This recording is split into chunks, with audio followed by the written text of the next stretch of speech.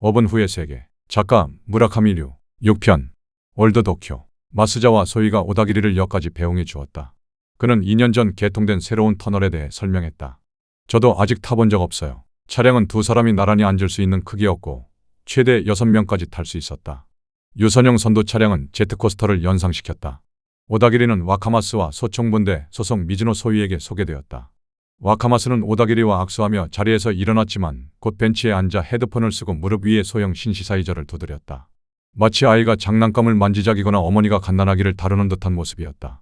오다기리는 까다롭고 고압적인 인물을 예상했지만 와카마스는 전혀 달랐다. 그는 오다기리와 비슷한 나이로 보였고 옆에 앉은 병사들이 손을 들여다봐도 개의치 않았다. 오히려 헤드폰을 빌려주며 자신이 만든 소리를 들려주었다. 와카마스는 런던과 뉴욕에서 공연한 세계적인 음악가였다. 그런데 왜 무장 병사의 호의를 받는지 오다기리는 전날 밤 마스자와 소이에게 물었다. 그녀는 대답했다.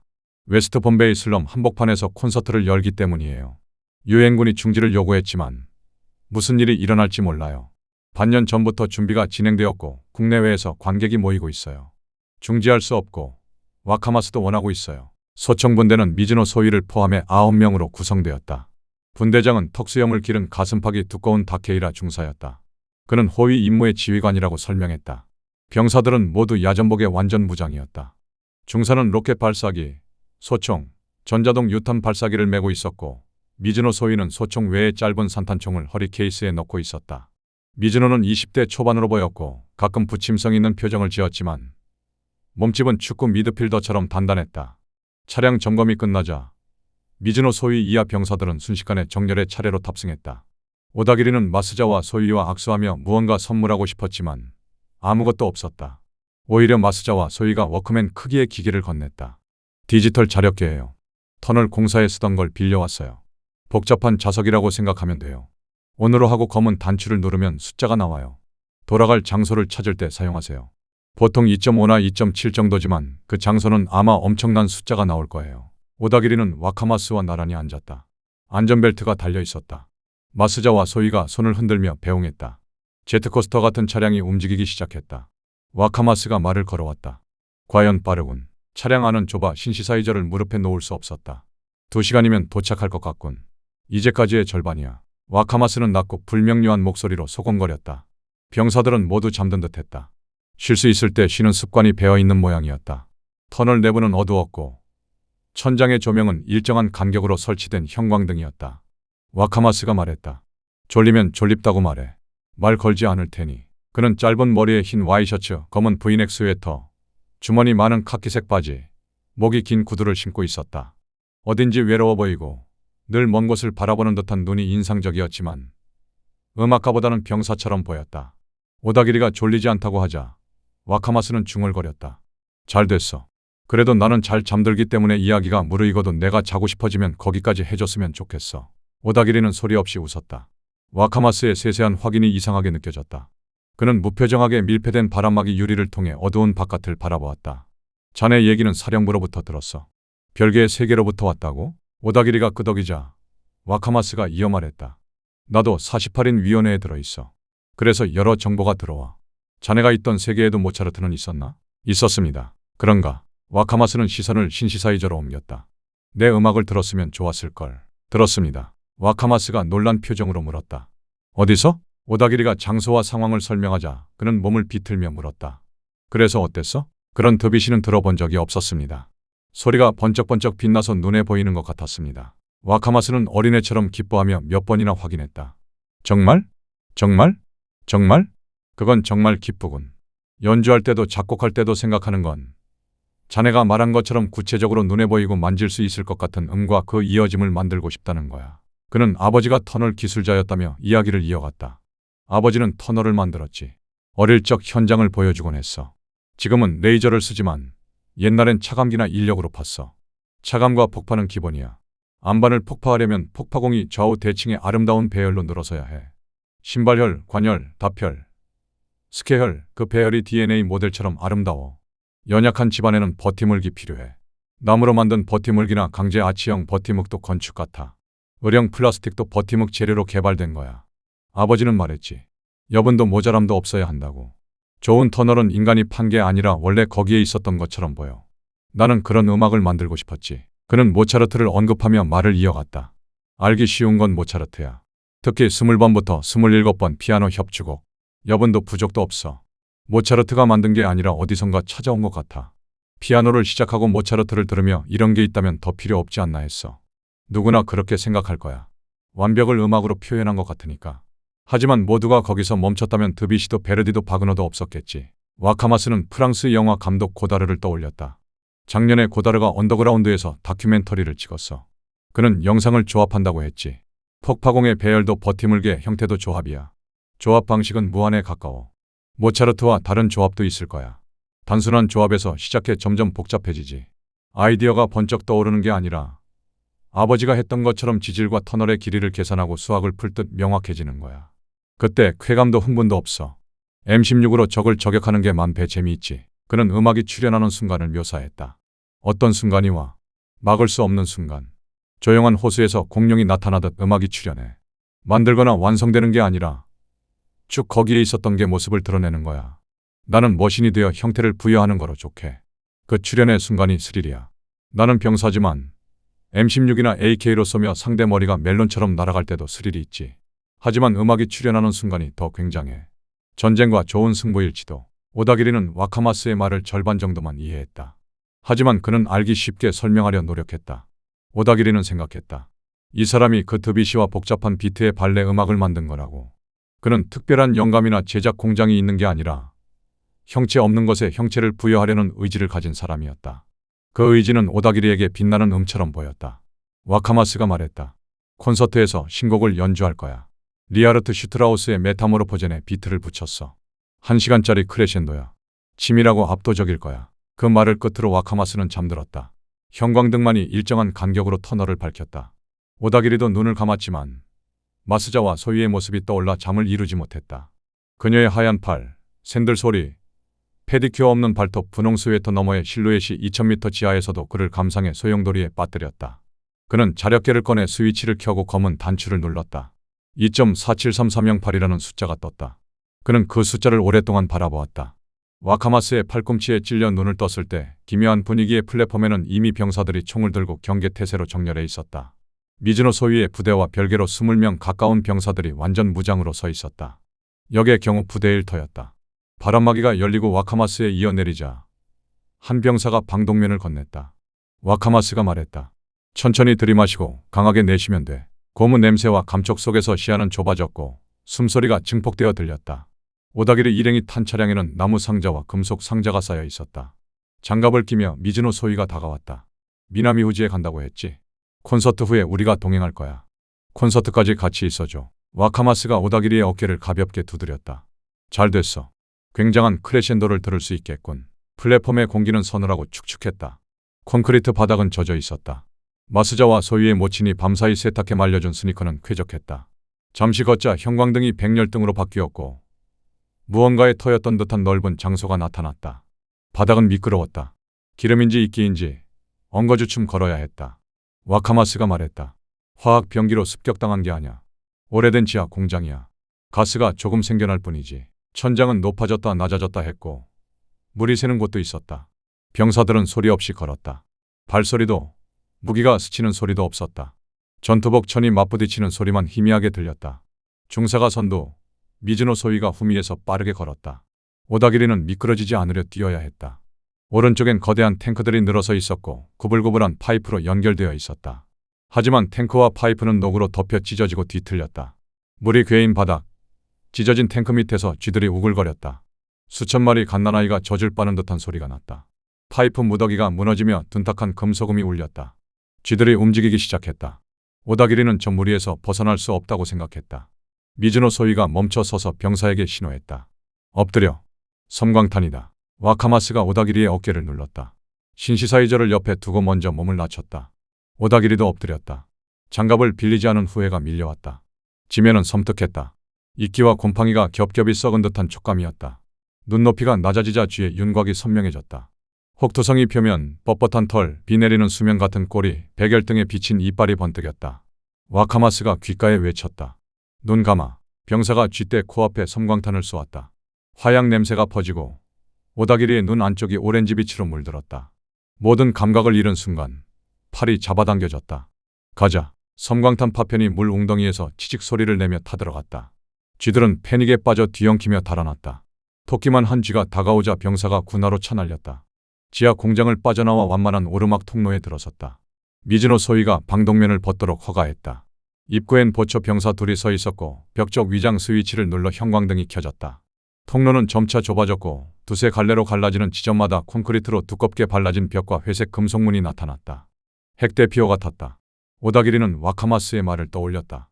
올드 도쿄 지하는 어떻게 되어 있는지 정확히 아는 자는 없어. 점령 전에도 지하철이 있었고 미군 상륙작전 때 무계획하게 지하호가 파였어. 점령 후엔 소련 핵에 대비해 통신 케이블을 묶고 지하 공장을 만들었지만 슬럼이 생기며 방치됐지. 지금은 몇 겹으로 갈라진 미로야. 쥐뿐 아니라 별의별 것들이 살고 있어. 인간도 있지. 지상에도 불황자가 많지만 지하에 사는 무리는 인간이라고 부를 수 없을지도. 퇴화하고 있어. 시력도 잃고 말도 못해. 난 한 번 본 적이 있어. 공격성은 없지만 바닥을 설설 기며 살아. 불빛을 보여주면 소리를 지르지. 그 목소리 인간에게서 나올 거라 상상 못했어. 몇십 번이나 꿈에 나타나 가위 눌렸지. 퇴화는 지독해. 사는 의지를 송두리째 앗아가는 소리였어. 공포라기보다 부끄러움에 가까운 울음소리야. 차라리 쥐우는 소리가 낫지. 그 목소리를 떠올리며 오다기리는 터널 전투에서 사타구니가 뚫린 적군 병사의 부끄러움 가득한 얼굴을 겹쳐보았다. 통로는 긴 계단으로 이어졌다. 철문 앞에 도착하자 병사들이 벽에 붙어 총을 겨누고 안전장치를 풀었다. 중사가 소형 계산기로 숫자를 입력해 잠금을 풀었다. 문이 2cm쯤 열리자 안팎을 확인한 뒤 완전히 열었다. 병사들이 몸을 낮추고 빠져나갔다. 와카마스가 속삭였다. 올드 도쿄에선 무슨 일이 일어날지 몰라. 절대 방심하지 마. 와카마스를 따라 오다기리도 나왔다. 반쯤 무너진 빌딩 지하, 꺾인 철근 사이로 밝은 하늘이 보였다. 오랜만에 보는 하늘이었다. 스모그에 흐려졌지만 오다기리는 깊게 숨을 들이마셨다. 병사들은 둘씩 짝지 어더미와 자갈더미를 달렸다. 중사가 선두에서 안전을 확인하고 다음 두 사람이 따랐다. 와카마스, 오다기리, 미즈노 소위가 후미를 이었다. 더미를 넘어 1층으로 나왔다. 벽은 포탄 흔적으로 뚫렸고 프런트 카운터였을 자리엔 파편만 남았다. 담쟁이가 늘어진 각 층엔 작은 방들이 구획되어 있었다. 오다기리는 생각했다. 호텔이었겠지. 하지만 유리와 타일 파편 외엔 아무것도 없었다. 회전문 지주만 남은 입구로 향하던 중 콘크리트 그늘에 한 사내가 주저앉아 있었다. 나이도 국적도 알 수 없을 만큼 더럽고 말라 있었고 분명 미쳐 있었다. 앞니가 부러지고 피가 흐르고 있었지만 병사를 봐도 표정을 바꾸지 않았다. 커터 칼로 머리를 깎으며 떨어지는 털을 멍하니 지켜보고 있었다. 회전문을 지나 밖으로 나오자 검게 탄 대형 버스가 쓰러져 있었고 그 곁에서 소년 몇 명이 모닥불을 둘러싸고 있었다. 누덕누덕한 청바지, 거친 오버코트, 다른 스니커를 신은 15에서 16세쯤의 흑인과 백인 소년들이었다. 키 큰 흑인 소년이 리더로 보였다. 그는 작은 흰 물건을 흔들며 웃었다. 병사들을 보자 팝스타를 본 여학생처럼 환성을 질렀다. 달려오려 했지만 총구가 겨눠지자 흠칫 멈췄다. 소년들은 양손을 들었다. 쏘지마, 쏘지마. 형편없는 영어였다. 경고를 무시하면 총에 맞는다는 걸 아는 태도였다. 중사가 영어로 물었다. 여기서 뭐하고 있지? 리더 흑인은 양손을 든 채 고개를 저었다. 영어 몰라. 다른 병사가 스페인어로 묻자 소년은 불을 피우고 놀았다고 답했다. 출입금지 지역인 줄 몰랐다고 했다. 미즈노 소위가 냉혹하게 말했다. 중국민 본부놈들은 뭐 하는 거야? 보초도 안 세우고 좋아. 저놈들에겐 총살이라고 전해.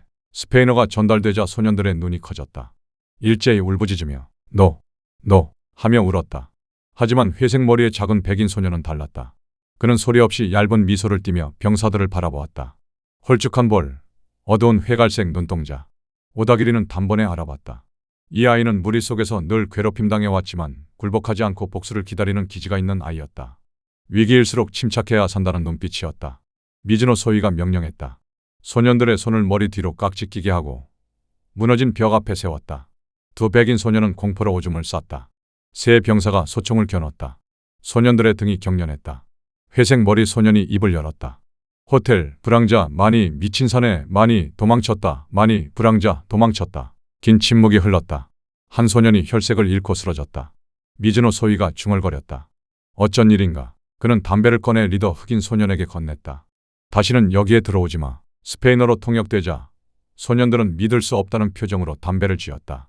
눈물을 닦으며 감사 인사를 반복하고 쓰러진 동료를 부축해 떠났다. 오다기리는 생각했다. 처음부터 위험만 할 작정이었을까? 아니면 소년의 말이 총살을 막은 걸까? 떠나는 회색 머리 소년과 눈이 마주쳤다. 그는 동료라는 듯 가볍게 미소 지었다. 소년들이 사라지자 미즈노 소이가 중사에게 명령했다. C-83 통로를 봉쇄하도록 전달해. 중사가 통신기를 꺼내 자판을 두드렸다. 병사들은 모닥불을 꺼뜨렸다. 오다기리가 물었다. 콘서트에 출연할 때마다 이런 식인가? 와카마스가 대답했다. 월드 도쿄만이야. 런던은 여기보다 만배 안전하지. 호텔 입구에서 좁은 길이 이어졌다.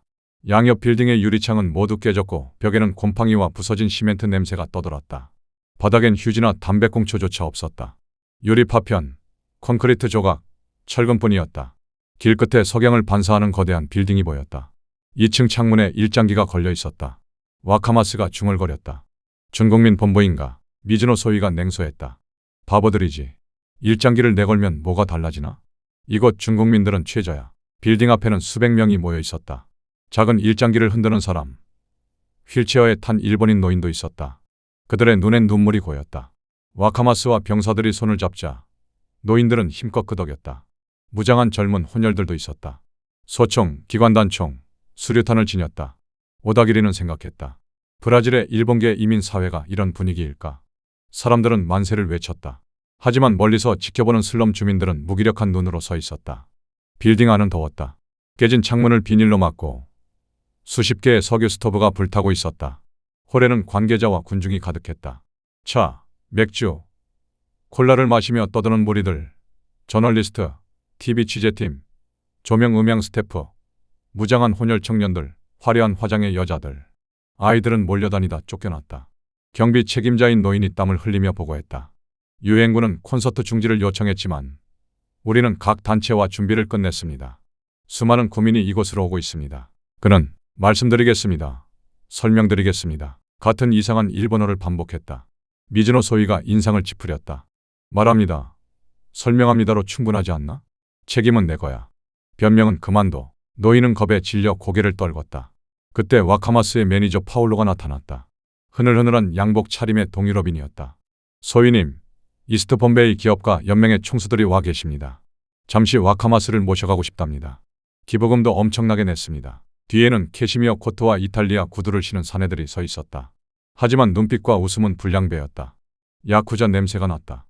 와카마스는 하드 케이스를 열었다. 펜다의 신형 전기 피아노다. 사람들이 환성을 질렀다. 언더그라운드에서 피아노는 귀했다. 와카마스는 아이처럼 기뻐하며 박수쳤다. 사람들도 따라 박수쳤다. 하지만 오다기리와 병사들은 굳어 있었다. 파울로가 외쳤다. 이제 벤틀레를 타고 클럽하우스로 가시죠. 홀이 환호로 가득 찼다. 와카마스는 망설이며 미즈노 소이를 보았다. 미즈노 소이는 당혹스러워 오다기리를 바라봤다. 오다기리가 고개를 저으며 말했다. 저 자들은 갱에다 마약 중독자다. 관계해선 안 돼. 피아노는 받아도 사귀어선 안 돼. 파울로가 얼굴을 붉히며 외쳤다. 무슨 증거가 있지? 오다기리가 큰 소리로 말했다. 놈들은 음악과 무관한 쓰레기다. 눈과 이빨을 봐라. 마약에 썩은 인간이다. 홀은 조용해졌다. 양복 사내들의 얼굴이 굳어졌다. 젊은 사내 하나가 권총을 뽑았다. 비명이 터졌다. 하지만 병사가 바람처럼 달려들어 손목을 비틀었다. 총이 바닥에 떨어졌다. 리더가 부하들을 제지하며 홀을 빠져나갔다. 와카마스는 파울로의 뺨을 때리며 말했다. 너 얼마 받았어? 파울로가 격분에 외쳤다. 내가 유럽 음악을 알 리가 없어. 너는 야만이냐? 노란 원숭이야. 아무도 그의 말을 듣지 않았다. 홀은 곧 소란으로 돌아갔다. 와카마스는 전기 피아노를 안고 멤버들과 연주 상의를 이어갔다. 옥상은 난간도 없고 콘크리트가 함몰되어 있었지만 웨스트 본베이 전체가 내려다 보였다. 차가운 바람이 강 쪽에서 불어왔다. 더운 홀에서 나온 터라 상쾌했다. 웨스트 본베이는 버려진 스포츠 시설 위에 세워진 슬럼이었다. 본래 유엔군을 위해 미국 석유 회사가 건설했지만 오일 쇼크로 중단되었다. 아시아 출신 이민자들이 판잣집을 세우며 눌러 살았다. 테니스장, 골프장, 수영장은 잠시 사용되었지만 치안 악화와 폭동으로 유엔이 폐쇄했다. 지금은 판잣집이 빼곡했다. 강 건너 이스트 본베이는 공장과 가건물로 가득했고 침몰한 배들이 반쯤 잠겨 있었다. 다케이라 중사가 담배를 권하며 말했다. 우리 7이 미나미호지 정찰에 투입된다. 나머지 2은 세 분대와 합류해 와카마스를 호위한다. 그는 육상 경기장 옆에 탑 같은 빌딩을 가리켰다. 적건 경기 진행을 종합하던 컨트롤 타워다. 미국은 여기서 올림픽이라도 하려 했을지 몰라. 하지만 지금은 웃음거리일 뿐이지. 병사들이 웃었다. 다케히라가 이어 말했다. 아시아계 난민이 모이며 유엔군과 충돌이 시작됐어. 그들은 테니스장에 돌을 던진 아시아인을 쏴 죽였지. 중남미와 러시아계 이주민들이 들어오며 보복전이 시작됐어. 로스케들은 잔인해서 높은 놈을 죽여 컨트롤 타워 옥상에 던졌지. 귀를 자르고 얼굴 가죽을 벗겨서. 까마귀가 사체에 몰려들었고 그 모습이 파르시 장사터 같다고 해서 봄베이라고 불렀어. 육상 경기장은 400m 트랙과 반쯤 완공된 메인 스탠드만 있었다. 필드는 도형처럼 파헤쳐져 있었다. 무대는 중앙에 설치되어 타악기, 전기 피아노, 신시사이저가 놓여 있었다. 관객석은 비어있고 준국민 경비원들만 배회했다. 실내 경기장은 지붕이 반쯤 찢겨 모스크 첨탑 같았다. 농구대와 의자는 파괴되어 방치되었다. 실내 수영장은 찢긴 지붕이 수조에 처박혀 있었고 녹색 물에 아이가 낚싯줄을 들이우고 있었다. 미즈노 소희가 웃으며 말했다. 개구리를 낳고 있군. 병사들은 무기를 점검하며 떠들었지만 오다길이 눈엔 그들이 외로워 보였다. 이런 장소는 전장 같은 단순한 원칙 속에서 살아가는 병사들에게 어울리지 않았다. 미즈노 소희가 오다길이를 보며 중얼거렸다. 과연 특무로군. 오다길이가 말하려 하자 소희가 손을 들어 막았다. 말하지 마. 특무라면 질문은 허용되지 않아. 아니라면 관심도 없어. 그보다 아까는 도움이 됐어. 오다길이는 수줍어 얼굴이 붉어졌다. 미즈노 소희가 골프장 쪽을 가리켰다. 봐라, 들개를 죽이고 있어. 정화위원회와 자경단이 개를 몰아 사살했다. 소총으로 조각난 개 사체에 주민들이 몰려들어 고기를 챙겼다. 개 머리를 안고 우는 사람도 있었지만 아무도 눈길을 주지 않았다. 미즈노 소희가 말했다. 들개가 위험할 리 없어. 위험한 건 인간이지. 경기장은 10,000명밖에 못 들어가. 수만 명이 몰려들면 막을 수 없지. 강 건너 이스트 봄베이에서 인파가 다리를 건너고 있었다. 차, 자전거, 보트까지 몰려왔다. 미즈노 소희가 오다기리를 보며 말했다. 조금 전 일인데 자네 저 사내들을 욕했었지. 오다기리가 끄덕였다. 우리도 곧잘 그래. 오다기리가 놀라자 소희가 담담히 말했다. 지치면 그 테크닉을 쓰지. 자네는 놈들을 화나게 하려고 욕했지만 우린 지친 몸을 버티려고 욕을 해. 중사와 병사들이 모여들었다. 나가타와 미야시타도 고개를 끄덕였다. 소희가 이어 말했다. 수색을 나가면 잠을 며칠씩 못 자. 때론 향연을 써. 벤제드림보다 효력이 완벽하지. 하지만 약효가 끊기면 지옥이지. 전투로 부상자들이 신음하고 나도 부상당한 것 같고 얼굴을 들 힘조차 없을 때가 있어. 그럴 땐 누군가를 욕하는 거야. 누구라도 좋지. 죽여버린다. 찢어버린다 수준이 아냐. 눈, 입, 배, 불알. 정강이의 녹슨 침을 박아버린다고 상상하지. 구리하라가 웃으며 끼어들었다. 실제로 그 꼴을 상상하면 힘이 솟아나요. 여러 번 했습니다. 병사들이 동의하며 고개를 끄덕였다. 미즈노 소희가 말했다. 이젠 얹잖아. 그래서 항상 다른 방법이 없을까 생각해. 하지만 결국 없더군. 그래도 뭔가 있을지 몰라. 예를 들면 와카마스에 그의 얼굴빛이 변하며 자리에서 일어섰다. 공원 건너편 유원지 쪽에서 M3 브래들리 보병 전투차, 장갑 트럭, 방수차가 다가오고 있었다. 유엔군이다. 간다. 병사들은 일제히 달리기 시작했다. 석양은 실내 경기장에 찢긴 지붕 너머로 붉게 가라앉고 있었다. 다음 편에 계속.